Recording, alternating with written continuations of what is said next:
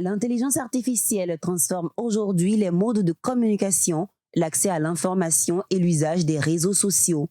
Face aux opportunités qu'elle offre, mais aussi aux risques qu'elle soulève, des régulateurs, experts et représentants des plateformes numériques sont réunis à Abidjan pour réfléchir aux enjeux de sa régulation.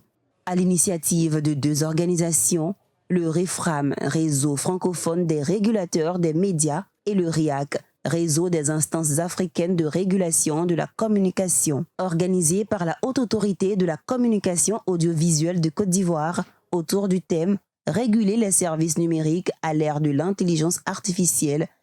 Les travaux de cette conférence permettent d'approfondir la réflexion sur les interactions entre intelligence artificielle, réseaux sociaux et liberté d'expression ou plus largement de communication, d'identifier les mécanismes de régulation équilibrés et adaptés et de formuler des recommandations opérationnelles en vue de l'élaboration des cadres réglementaires africains pertinents.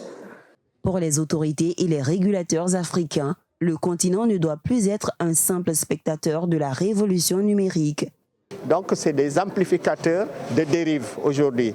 Comment faire pour réguler cette intelligence artificielle? C'est la problématique à laquelle on va s'atteler et c'est la réflexion qu'on va faire pour étudier les voies et moyens d'adopter un cadre réglementaire pour l'intelligence artificielle.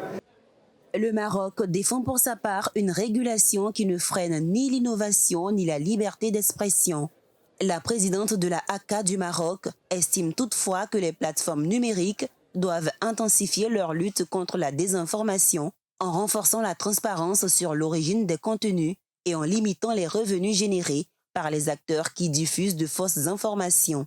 J'ai appelé au nom du Maroc à ce que les plateformes numériques globales puissent s'engager avec plus d'efforts dans la lutte contre la désinformation et j'ai appelé à ce qu'elles participent à la démonétisation de la désinformation parce que l'argent de la publicité numérique, quand il va aux fake news, quand il va au contenu où il y a un discours de haine, un discours de racisme, un discours de polarisation, c'est un argent qui permet de financer la désinformation. Donc l'enjeu, il est de construire un espace public médiatique numérique où les citoyens ont la liberté d'accéder à l'information, mais où les acteurs de cet espace numérique global participent à l'accès à une information de qualité et participent à la préservation de l'intégrité du débat public.